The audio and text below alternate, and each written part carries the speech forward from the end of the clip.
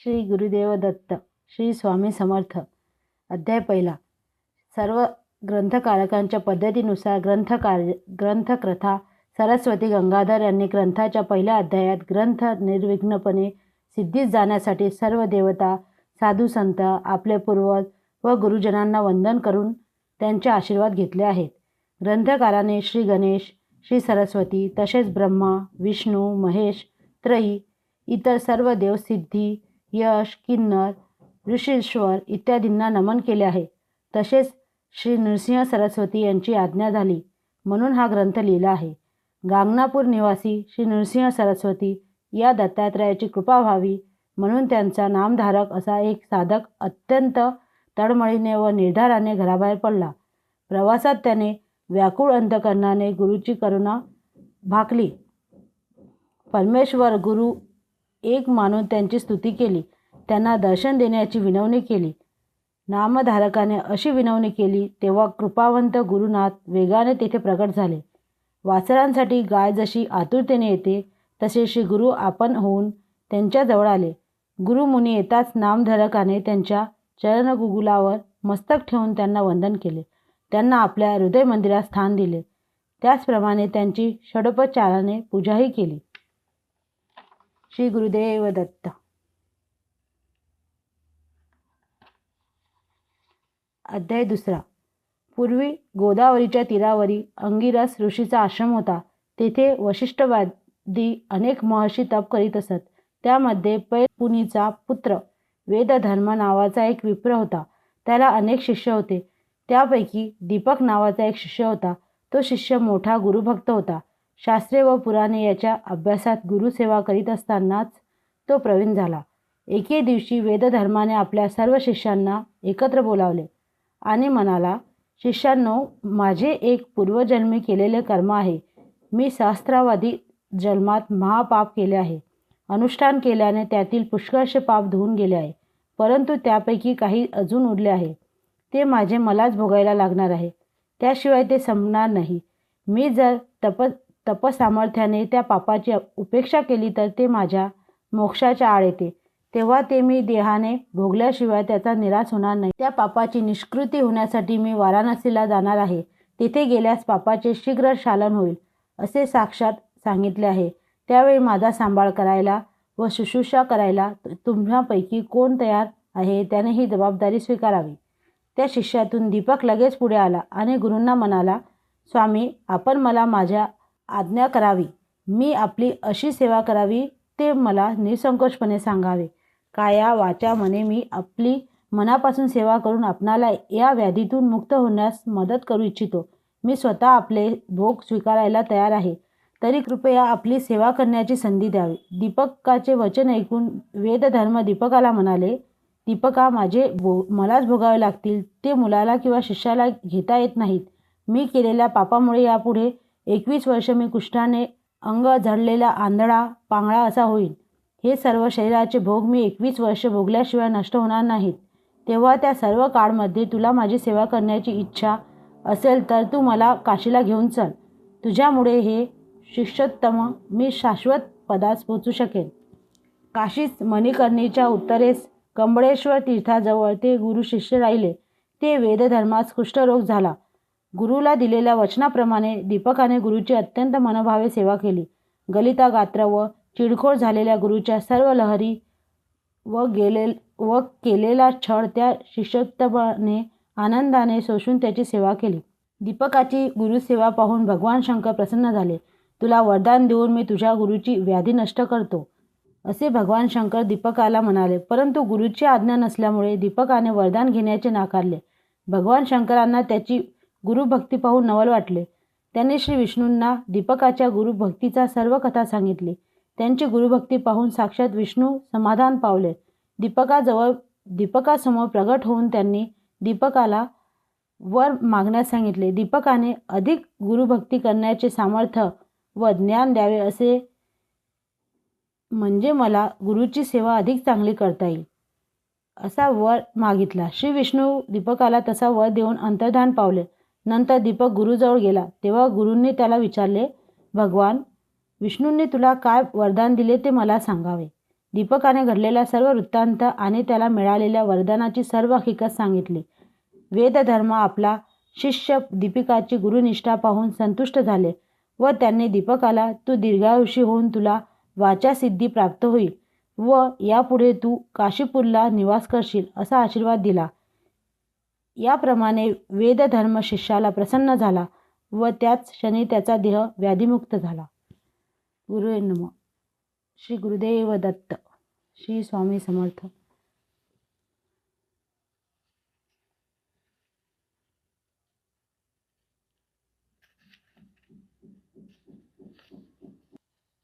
श्री स्वामी समर्थ. श्री गुरुदेव दत्त. अध्याय 3. पूर्वी अंबरीश नावाचा एक राजा होता. तो निर्धारपूर्वक द्वादशी व्रत करीत असे. सर्व काळ हरिचिंतन करीत असे. त्याच्या व्रताचा भंग करण्यासाठी दुर्वास ऋषी द्वादशीला अतिथी म्हणून त्याच्याकडे आले. ती द्वादशी अशी होती की सूर्योदयानंतर एका घटकेच्या आत उपवास सोडायचा होता व अतिथी तर फारच श्रेष्ठ होता. अंबरीशीला फार भय वाटू लागले. पारणे नीट पार पडेल की नाही अशी शंका वाटू लागली. दुर्वास ऋषी येताच अंबरीशाने त्यांना नम्रपणे वंदन करून अद्य इत्यादी देऊन त्यांची यशोपचार पूजा केली. त्याने दुर्वासाची विनवणी केली. आज एक घटिकाचं साधन द्वादशी आहे, तेव्हा कृपा करून आपले प्रातः अनुष्ठान लवकर समाप्त करून भोजनाला घटकेच्या आत यावे. दुर्वास ऋषी नदीवर गेले. तेथे अनुष्ठान करता करता एक घटका झाली. अंबरीशाने आपला व्रतभंग होऊ नये म्हणून वेळेच्या आत तीर्थप्राशन करून उपवास सोडला. त्याने ऋषीच्या भोजनासाठी उत्तम पक्वाने केली होती. तोच दुर्वास ऋषी आले. त्याने राजाच्या मुखाकडे पाहिले व म्हणाले, अरे दुर्मात्मा, अतिथीला न देताच भोजन घेतलेस काय? ऋषी शाप देणार तेवढ्यात अंबरीशाने विष्णूचे स्मरण केले. नारायण हा भक्तवत्सल आहे. तो अंबरीशाचे रक्षण करण्यासाठी धावून आला. दुर्वासांनी अंबरीशाला शाप दिला, तुला प्रत्येक योनीत याप्रमाणे जन्म घ्यावे लागतील. तोच विष्णू अंबरीशाजवळ येऊन उभा राहिला. ऋषीचे वचन खोटे होणार नाही हे जाणून अंबरीशाने विष्णूचे चरण धरले. विष्णू दुर्वासांना म्हणाले, तुम्ही माझ्या भक्ताला शाप दिलात, मी त्याचे रक्षण करणार. तुम्ही मला शाप द्यावा असे मला वाटते. ज्ञानी लोकातही श्रेष्ठ लोक पृथ्वीवर युगानुयुगे तप करतात, पण भूलोकी हरिचरणाची भेट दुर्लभ आहे. हा विष्णू शापाच्या निमित्ताने लक्ष्मीसहित अवतार येईल व भक्ताचा उद्धार करील या हेतूने त्यांनी विष्णूला शाप दिला. तू भूलोकी अनेक स्थानी अवतार घेऊन जन्मावेस. तुझे 10 अवतार प्रसिद्ध होतील. जगतपिता विष्णू याने आपल्या पुढील कार्यावर लक्ष ठेवून अशा प्रकारे शाप स्वीकारला. महाभारतात त्या दशावताराची कथा, विष्णूच्या अनंत स्वरूपाची कथा विस्ताराने दिलेली आहे. श्री गुरुदेव दत्त. श्री स्वामी समर्थ. अध्याय 4. श्री गुरुदेव दत्त. श्री स्वामी समर्थ. ब्रह्मदेवाने आपल्या मनापासून 7 मानसपुत्र निर्माण केले. मरीची, अत्री, अंगिरस, पुलस्त्य, पुलकृतू आणि वशिष्ठ या 7 पुत्रापैकी अत्री हा मुख्य. याच्यापासून गुरुपरंपरा चालू झाली. अत्री ऋषीची भार्या अनुसया ही सर्व पतिव्रतात श्रेष्ठ व जगदंबा होती. तिच्या सौंदर्याचे लक्षण वर्णू शकेल असा कोणी नाही. प्रत्यक्ष चंद्रजीचा पुत्र. तिचे रूप काय वर्णावे. ती पतीची उत्तम सेवा करीत असे. ती स्वर्गाचे ऐश्वर्य लवकरच घेईल म्हणून सर्व देव भयभीत झाले व चिंता करू लागले. इंद्र अतिदेव एकत्र येऊन ब्रह्मा, विष्णू व शंकर यांच्याकडे गेले व त्यांनी अत्री ऋषीचे शुद्ध आचरण वर्णन करून प्रार्थना केली. अत्री ऋषीची पत्नी अनुसया काया, वाचा, मने व भक्तीने पती सेवा करते. तसेच अतिथी पूजनही मोठ्या आनंदाने करते. कोणीही अतिथी त्या आश्रमातून विनमुख गेला नाही अशी तिची खात्री होती. तेव्हा आमचे स्वर्गस्थान टिकून राहण्यासाठी आपण काही उपाय करावा असे सर्व देव विनवू लागले. हे ऐकून ब्रह्मा, विष्णू, महेश हे पतिव्रता अनुसयेचा व्रतभंग करून तिला भूलोकी ठेवून किंवा विवस्नानाचा पुत्र जो यम त्याच्या नगरास पाठवू असे ठरवून निघाले. सतीचे सत्व पाहण्यासाठी त्या तिघांनी भिषुकाचे रूप धारण केले व अत्रीच्या आश्रमात अभ्यांगत म्हणून आले. अत्री त्यावेळी अनुष्ठानासाठी गेली होती. तेव्हा ते तिघे इकडे आश्रमात आले आणि अनुसयाला आश्वासन देऊन म्हणाले, आम्ही अतिथी ब्राह्मण आहोत, भुकेने व्याकुळ झालो आहोत, तरी आम्हाला लवकर अन्न द्यावे, अन्यथा हे सती आम्ही दुसरीकडे जातो. तुमच्या आश्रमात अभ्यांगताला नित्य अन्न संतपन्न होत असते अशी खाती ऐकली म्हणून आलो आहोत. हे ऐकून अनुसयाने त्यांना बसायला आसन देऊन अर्धपाद्य इत्यादी देऊन व स्नान करावयास सांगून गंधाक्षता व पुष्प अर्पण केले. अतिथी म्हणाले, आम्ही स्नान करून आलो आहोत. ऋषी येईपर्यंत फार उशीर होईल तरी स्नान करावयास सांगून गंधाक्षता व पुष्प अर्पण केले. अतिथी म्हणाले, आम्ही स्नान करून आलो आहोत. अत्रि ऋषी येईपर्यंत फार उशीर होईल तरी आम्हाला लवकर भोजन द्यावे. अतिथीची अशी इच्छा समजून त्यांना भोजनास बसवयास आसने मांडली. शाकभाज्या व स्वयंपाक घेऊन आली. तेव्हा ते तिला म्हणाले, हे स्त्रिये, आम्ही अतिथी दुरून आलो आहोत. तुम्हाला पाहून मनात आणखी एक इच्छा उपजली आहे. तू आम्हाला विवस्त्र होऊन अन्न वाढावे, अन्यथा आम्ही भोजन स्वीकारणार नाही. असे अतिथीचे वचन ऐकून अनुसयाने क्षणभर विचार केला की हे विप्रे. तेव्हा ते तिला म्हणाले, हे स्त्रिये, आम्ही अतिथी दुरून आलो आहोत. तुला पाहून मनात आणखी एक इच्छा उपजली आहे. तू आम्हाला विवस्त्र होऊन अन्न वाढावे, अन्यथा आम्ही भोजन स्वीकारणार नाही. असे अतिथीचे वचन ऐकून अनुसयाने क्षणभर विचार केला की हे विप्र माझे मन पाहायला आले आहेत, तेव्हा हे नक्की कोणीतरी अवतारी पुरुष असावेत. अतिथी विन्मुख जातील तर आपल्या तपाची हानी होईल. अतिथीचे स्वागत करण्यासंबंधीची आज्ञा मी कशी उल्लंघन करू? माझे मन निर्मळ आहे. तो दृष्ट मदन मला काय करील? पतीचे जे तपोबल आहे तेच मला तारील. असा विचार करून ती म्हणाली, ठीक आहे, तुम्ही आपल्या इच्छेप्रमाणे भोजन करावे. मी आपणास अन्न वाढीन. मग तिने स्वयंपाकगृहात जाऊन पतीच्या चरणाचे चिंतन करून मनात संकल्प केला, हे अतिथी माझे बालके आहेत. सती अनुसया विवस्त्र होऊन अन्नोदक घेऊन बाहेर आली आणि पाहते ते तिघे अतिथी बालके होऊन भोजन पात्राजवळ येऊन बसली होती. ती बालके पाहून अनुसया चकित झाली. भुकेने ती बालके रडू लागली म्हणून पुन्हा वस्त्रे नेसून त्या बालकाजवळ आली. त्यांना मांडीवर घेऊन स्तनपान दिले. एकाचे झाले की दुसऱ्याला स्तनपान देऊन त्याच्या क्षुधेचे निवारण केले. त्यांना पाळण्यात झोप लागली. अत्रि मार्या अनुसयेसारखी श्रेष्ठ प्रतिव्रता पूर्वी कोणी पाहिली नव्हती. ती आता ब्रह्मा विष्णू महेश यांची माता झाली. तिची कीर्ती त्रैलोक्यात झाली. दुपारी अत्रि ऋषी प्रसन्न मनाने आश्रमात आले. हीच खरी अतिथी येण्याची वेळ असते. आश्रमात येऊन पाहिले तो अनुसया गायन करीत आहे व पाळण्यात 3 बालके आहेत. अनुसयाने झालेला वृत्तांत अत्रि ऋषींना सांगितला. ऋषींनी अंतर्दृष्टीने ओळखले की तिन्ही बालके म्हणजे ब्रह्मा विष्णू महेशच आहेत आणि त्यांनी लगेच त्यांना नमस्कार केला. ती बालके पाळण्यात राहिली. शिवाय तिघेही देव स्वतःच्या रूपात समक्ष उभे राहिले व अत्रींना म्हणाले, अत्रि ऋषे, अनुसये, तुमचे तप व हिचे प्रतिव्रत्य अद्वितीय आहे. तुमच्या भक्तीने आम्ही संतुष्ट झालो आहोत. जरी जे वर आपणास इष्ट वाटतील ते मागावे.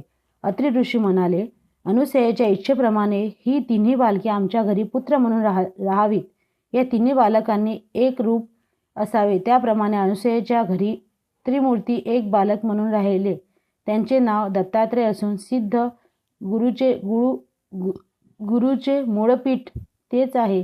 पुढे ब्रह्मदेवाच्या बालावतार हाच चंद्र आणि शंकराचा बालावतार हाच दुर्वास. या दोघांनी अनुसयेजवळ आज्ञा मागितली. मी गगनात राहून नित्य तुझे दर्शन घेईन, असे चंद्र म्हणाला व मी तपश्चर्या करण्यासाठी व तीर्थासाठी जातो, असे दुर्वास म्हणाले. विष्णू मात्र दत्तरूपाने अत्रीजवळ राहिले. श्री गुरुदेव दत्त. स्वामी समर्थ.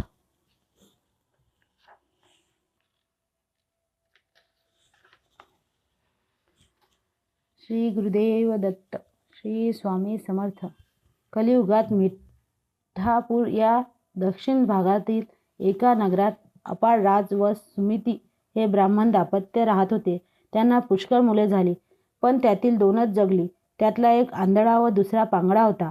आपल्याला कुळाचा उद्धार करणारी सद्गुणी मुलगा असावा ही त्या दाम्पत्यांची फार इच्छा होती.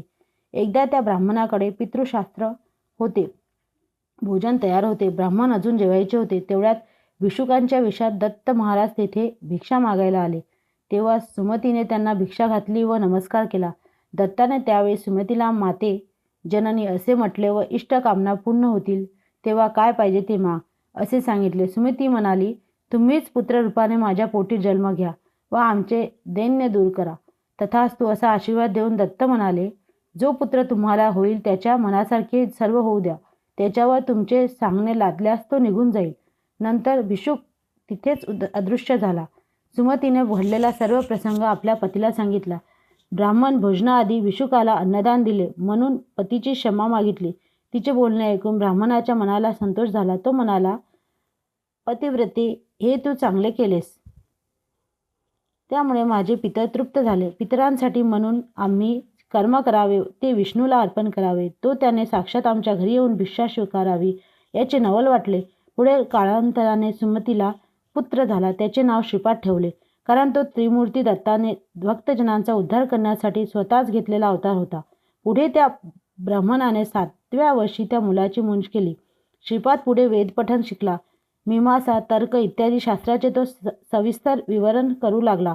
आचार धर्म, व्यावहारिक धर्म, प्रायश्चित्ताचे प्रकार हे तो सर्वांना सांगू लागला. ते ऐकून नगरातील सर्व लोक नवल करीत असत व हा पुढे मोठा कर्तृत्वान अवतार होईल असे म्हणत. वेदांतातील भाष्यांचा अर्थ तो ब्राह्मणांना सांगत असे. श्रीपाद 16 वर्षाचा झाला तेव्हा त्याचे आईवडील त्यांचा विवाह करण्याचा विचार करू लागले. तेव्हा श्रीपाद म्हणाला, तुम्ही माझा विवाह करण्याचा बेत करता, पण मी माझा विचार करून ठेवला आहे. वैराग्य हीच माझी पत्नी, तिच्याशीच विवाह करण्याची माझी इच्छा आहे. ती वैराग्य स्त्री आणलीच तर मी विवाह करीन. मी तापसी आहे, ब्रह्मचारी आहे. योगश्री वाचून अन्य स्त्रिया मला नकोत. हे माझे बोलणे निराधाराचे आहे असे समजा. माझे नावच श्रीवल्लभ आहे. तेव्हा त्रिमूर्ती दत्ताच्या या अवतारात त्यांचे नाव श्रीपाद श्रीवल्लभ असे झाले. त्यांचे बोलणे ऐकून सुमिती अत्यंत दुःखी अंतकरणाने श्रीपादला म्हणाली, तुझ्यामुळे आम्हाला आमच्या दुःखाचा विसर पडला. तू आम्हाला म्हातारपणे सांभाळशील, आम्हाला दैन्यापासून दूर ठेवशील असे वाटत होते. तुझे वडील बंधू, एक पांगळा व दुसरा आंधळा आहे. त्याचे पोषण आता कोण करील? आमचे रक्षण कोण करील? आईचे बोलणे ऐकून श्रीपादाने त्या दोन्ही भावंडाकडे अमृतमय दृष्टीने पाहिले. तो काय, त्याचे वैगुण्य नाहीसे झाले. पांगळ्याला पाय व आंधळ्याला दृष्टीप्राप्ती झाली.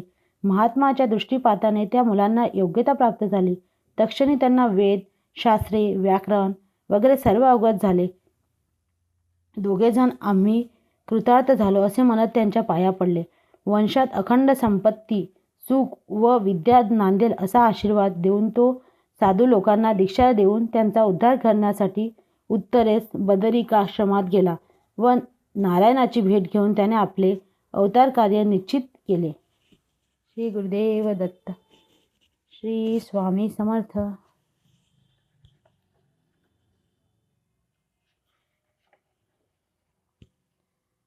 श्री स्वामी समर्थ. श्री गुरुदेव दत्त. पुलस्त्य या अध्याय 6.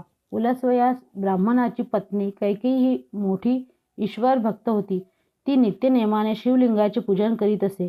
त्याशिवाय ती अन्नग्रहण करीत नसे. एक दिवशी पूजेच्या वेळी शिवलिंग काही केल्यास सापडेना. शेवटी आपला व्रतभंग होऊ नये म्हणून तिने मातीचे शिवलिंग तयार केले व त्याची ती पूजा करू लागली. त्यावेळी तिचा पुत्र रावण मातेच्या दर्शनासाठी तेथे आला. आईला नमस्कार करून त्याने मातेला विचारले, तू कोणाची पूजा करतेस व कशासाठी करतेस? तेव्हा कैकेयी म्हणाली, शिवलिंगाची पूजा केल्याने कैलासपद प्राप्त होते. तेव्हा रावण म्हणाला, मी तुझ्या पराक्रमी पुत्र असताना मृत्तिकेच्या लिंगाची कशाला पूजा करतेस? मी तुला कैलास पर्वतच आणून देतो. रावणाने आईजवळ प्रतिज्ञा केली, मी कैलासासह शंकर पार्वती यांना लवकरच लंकेत घेऊन येतो. असे म्हणून तो त्वरेने शुभ्र सुंदर कैलास पर्वताजवळ आला आणि आपल्या 20 हाताचा जोर लावून कैलास पर्वत उपटू लागला. शेवटी आपल्या 10 शिराचा जोर लावून कैलास पर्वत उचलण्याचा प्रयत्न करू लागला. कैलासावरील देवगण भयभीत झाले. पार्वती भिवून शंकराजवळ आली. कैलासाला काय झाले? असे हादरे का बसतात असे विचारू लागले. तेव्हा शंकर तिला म्हणाले, तू चिंता करू नकोस. रावण हा माझा भक्त भक्तीचे खेळ करत आहे. हे ऐकून आपण सर्व देवगणाचे रक्षण करावे असे तिने शंकराला विनवले. उमेची विनंती ऐकून शंकराने डाव्या हाताने कैलासाला दाब दिला. त्यामुळे रावणाची 10 मस्तके व 20 हात पर्वत आणि जमिनीच्या साध्यात अडकले. त्यामुळे रावण भक्तीने विनवू लागला व आपल्याला ह्या संकटातून सोडवावे म्हणून प्रार्थना करू लागला. रावणाची विनंती ऐकून शंकराने त्याची सुटका केली. तेव्हा रावण शंकराला म्हणाला, कैलास पर्वत लंकेला न्यावा या कारणाने मी आलो आहे, कारण शंकराची नित्यपूजा करावी असे माझ्या मातेचे व्रत आहे. तेव्हा शंकर म्हणाला, जर पूजेचे एवढे अगत्य असेल तर कैलासच काय घेऊन बसलाय. मी तुला माझे आत्मलिंग देतो, तुझ्या मनातील वासना पूर्ण करेल असे हे आत्मलिंग आहे. हे लिंग म्हणजे माझा प्राण आहे. माझ्याजवळ हे लिंग असेल त्याला मृत्यू नाही. याचे दर्शन घेतल्याने सर्व दोष नष्ट होतील. परंतु हे तुझ्या नगरात घेऊन जाताना वाटेत ठेवू नकोस. तुझ्या नगरी गेल्यानंतर 3 वर्ष तू याची पूजा कर, म्हणजे तुला ईश्वरपद प्राप्त होईल. हा सारा प्रकार देववर्षी नारदाला कळला. तो अत्यंत त्वरेने इंद्रलोकास गेला. नारद इंद्राला म्हणाला, शंकराने रावणाला अमरत्व दिले आहे. लंकेश्वर रावणाला शंकराने आत्मलिंग दिले आहे, त्यामुळे तो आता अमर होणार. हे ऐकून इंद्र नारदाला म्हणाला, नारदा, आता यावर काय उपाय करायचा तो तू लवकर सुचव. तेव्हा नारदाच्या म्हणण्याप्रमाणे इंद्र नारदासह ब्रह्मदेवाकडे गेले व झाला प्रकार ब्रह्मदेवाला सांगितला. ब्रह्मदेव इंद्राला म्हणाला, आपण लवकर वैकुंठाला जाऊन विष्णूला भेटूया. तोच यावर निश्चितपणे काय उपाय सांगू शकेल. तेथे नारायणाची भेट झाली. तो सर्व वृत्तांत ऐकून संतप्त झाला. देव कार्याचा नाश झाला असे म्हणून शंकराला भेटण्यास कैलासाला गेला आणि शंकराला म्हणाला, आपण हे काय केलेत. रावणासारख्या क्रूर दैत्याला प्राणलिंग देऊन अमरत्व दिलेत. त्यामुळे सर्व देवपणा त्याच्या घरी गेला. तो आता स्वर्ग नक्कीच हस्तगत करेल. विष्णूने आपल्या सुदर्शन चक्राने सूर्य झाकून टाकला आणि विष्णू नारदाला म्हणाला, रावणाला स्नान संध्या वेळेवर करायची सवय आहे, तेव्हा तू पुढे जाऊन त्याच्याशी बोलत बसून त्याला पुढे जाण्यास विलंब कर. मी गणेशाला विघ्न निर्माण करण्यासाठी पाठवतो. त्याने गणेशाला बोलावून सांगितले, रावण नेहमी तुझी उपेक्षा करतो आणि सर्व देव तुला वंदन करतात. त्याने शंकराला फसवून अतिशय महत्त्वाचे मौल्यवान असे प्राणलिंग नेले आहे. तेव्हा तू बटूचे रूप घेऊन रावणाकडे जा. शंकराने त्याला प्राणलिंग जमिनीवर ठेवू नको असे बजावले आहे. वाटे सूर्यास्त होईल तेव्हा रावणाला संध्या करण्यासाठी ते प्राणलिंग कोणाकडे तरी द्यावे लागेल. तेव्हा तू बालकाच्या रूपाने त्याच्याजवळ जाऊन ते आत्मलिंग सांभाळण्यासाठी घे. रावण विश्वासाने ते तुझ्याकडे देईल. ते तू भूमीवर ठेव. गणेश बटूच्या वेशात तेथे आला. एका बाजूस समिधा तोडीत असल्याचे भासवून त्याने रावणाचे लक्ष आपल्याकडे वेधून घेतले. रावणाला पाहून गणेश घाबरला व तेथून पळू जाऊ लागला. तेव्हा रावणाने त्याला अभय दिले. रावण त्याच्याजवळ गेला. त्याला विश्वासात घेऊन आपल्या संध्या होईपर्यंत लिंग हातात धरून ठेवण्यास सांगितले. गणेशाने त्याची विनंती मान्य केली. परंतु मी लहान आहे, तेव्हा मला हे लिंग हातात घेऊन जास्त वेळ उभे राहता येणार नाही. माझे हात दुखायला लागतील. तेव्हा मी तुला 3 वेळा हाक मारीन, तरी तू आला नाहीस तर आत्मलिंग हातातून खाली ठेवीन असे म्हणाला. रावण अध्य देत असताना गणेशाने रावणास हाका मारण्यास सुरुवात केली. परंतु रावण ध्यान करीत होता, त्यामुळे तो 3 हाका झाल्या तरी आला नाही. शेवटी गणेशाने सर्व देवांना साक्षी ठेवून हातातील लिंग जमिनीवर ठेवले. हे समजताच रावणाने गणेशास मारायला सुरुवात केली. मी माझ्या वडिलांना सांगतो असे सांगून गणेश तेथून निघून गेला.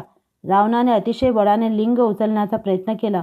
ते उचललेले गेले नाहीत, परंतु गोकर्णासारखे लांब झाले. महाबळी रावणाचा उपाय चालेना, म्हणून या लिंगाला महाबळेश्वर असे म्हणतात. श्री गुरुदेव दत्त. श्री स्वामी समर्थ.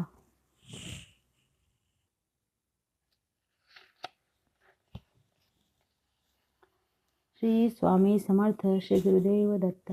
मित्रासह अध्याय 7. मित्रासह हा इक्ष्वाकू वंशातला राजा अरण्यात शिकायला गेला असता त्याने एका राक्षसाला मारले. त्या राक्षसाच्या भावाने राजाचा सूड घेण्यासाठी मानवी रूप मायावी शक्तीने धारण केले व राजाचा विश्वास संपादन करून त्याचा विश्वासू सेवक झाला. पुढे श्राद्धाच्या दिवशी त्याने ऋषिकांना कपटाने आचार्याकडून नरमास शिजवून भोजनास वाढले. हे वशिष्ठ मुनीच्या लक्षात आले. त्यांनी राजाला दोषी ठरवून 12 वर्ष ब्रह्मराक्षस होशील असा शाप दिला. राजा उलट शाप देणार होता, परंतु राणी मध्ये तिने त्याचे निवारण केले. तेव्हा राजाने शापजळ स्वतःच्या पायावर टाकले. विशिष्टांच्या शापाप्रमाणे तो ब्रह्मराक्षस झाला. पायावर पडलेल्या शापजलाने त्याचे पाय काळे झाले, म्हणून त्याला कल्पमाशपद असे नाव पडले. राजा अरण्यात नरमांस व इतर प्राण्याचे मांस खाऊन राहत होता. एकदा एक ब्राह्मण जोडपे त्या अरण्यातून जात असता तो ब्राह्मणाला मारू लागला.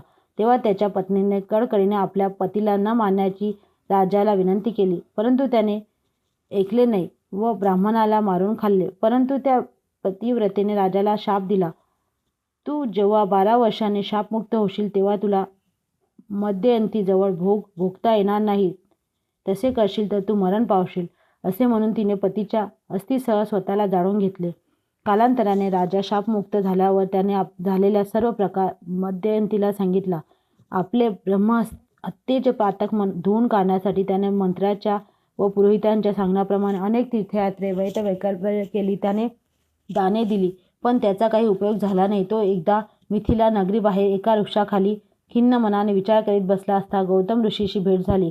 त्यांनी राजाची विचारपूस केली तेव्हा त्यांनी ब्रह्महत्येचे पातक जाण्यासाठी गोकर्ण महाबळेश्वराची महती सांगितली व तेथे दर्शनात जाण्यास सांगितले. राजाने याची कोणास प्रचिती आली आहे का असे ऋषींना विचारले, तेव्हा गौतम ऋषींनी पुढील कथा सांगितली. एकदा गौतम ऋषी गोकर्ण क्षेत्री गेले असता तेथे त्यांना एक चांडाळ स्त्री खुरडत जाताना दिसली. ती वृद्ध, आंधळी व कुष्ठरोगी होती. ती आता थोड्याच वेळात मरणार असे दिसत होती. तेवढ्यात तिथे 4 शिवदूत दिव्य विमानातून तिला घेऊन जाण्यासाठी आलेले दिसले.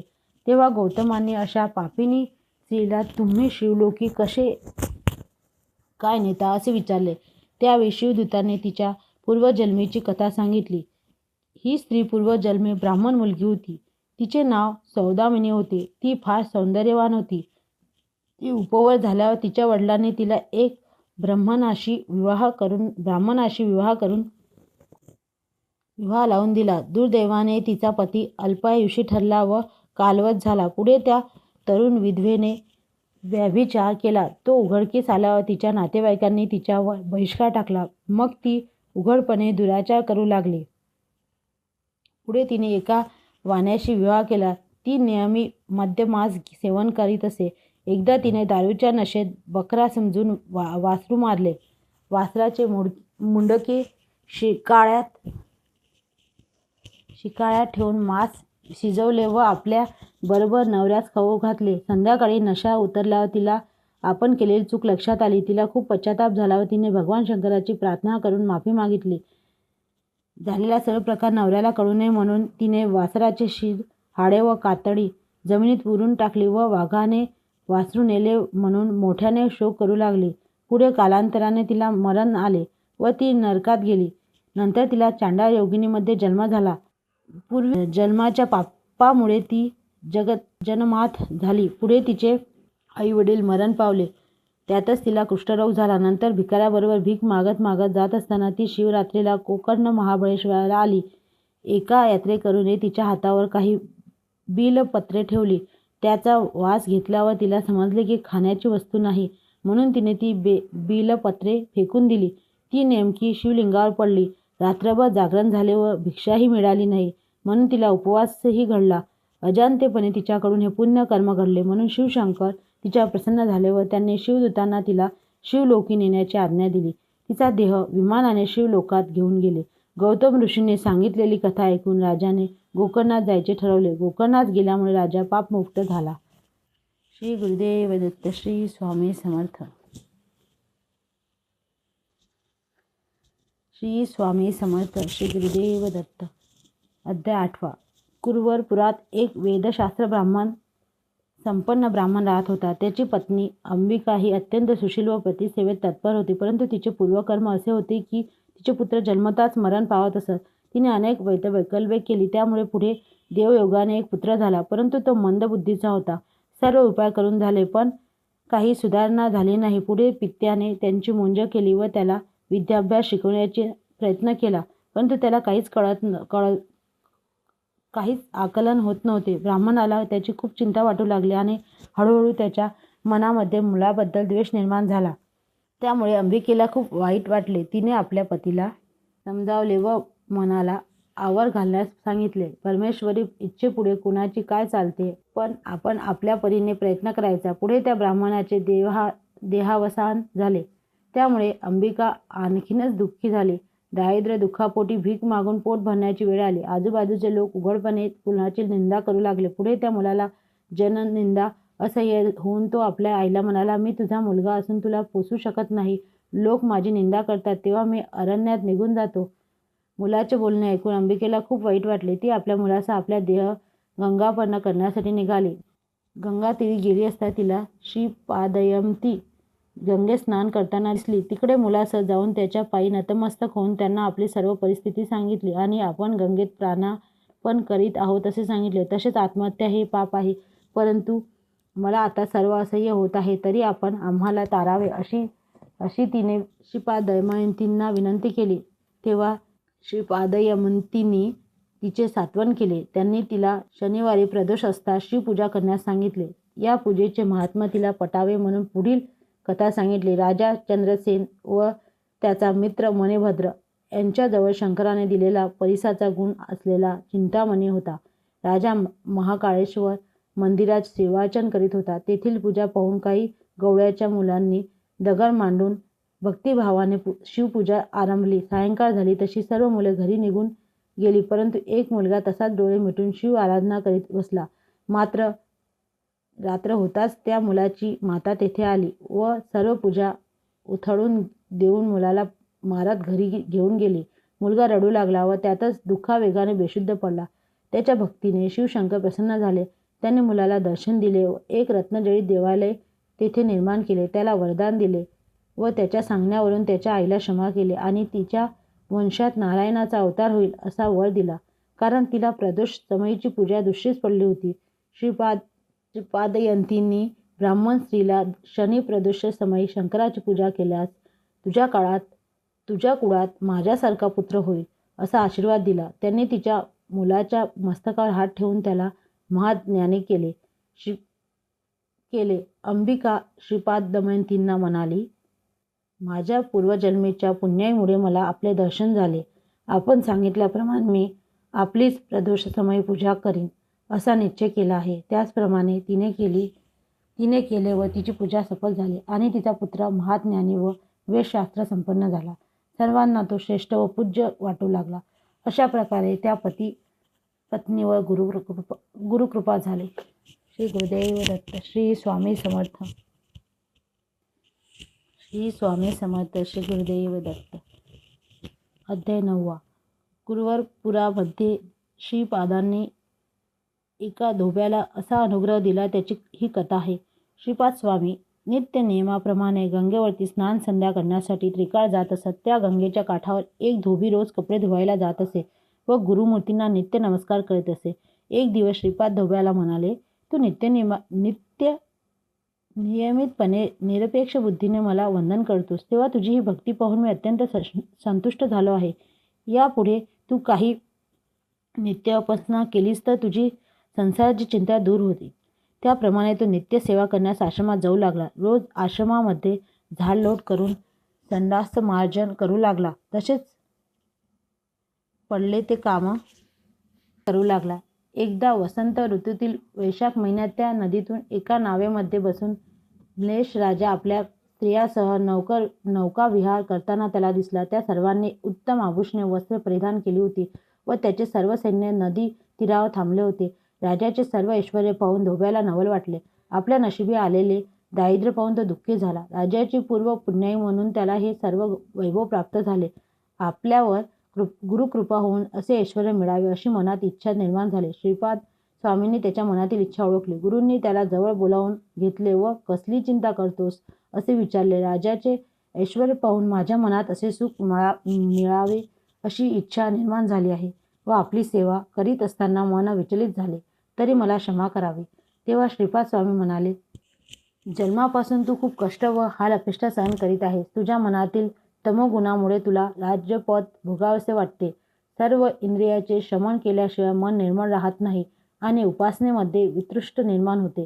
तेव्हा तुला राजभोग मिळाला असा मी तुला आशीर्वाद देतो.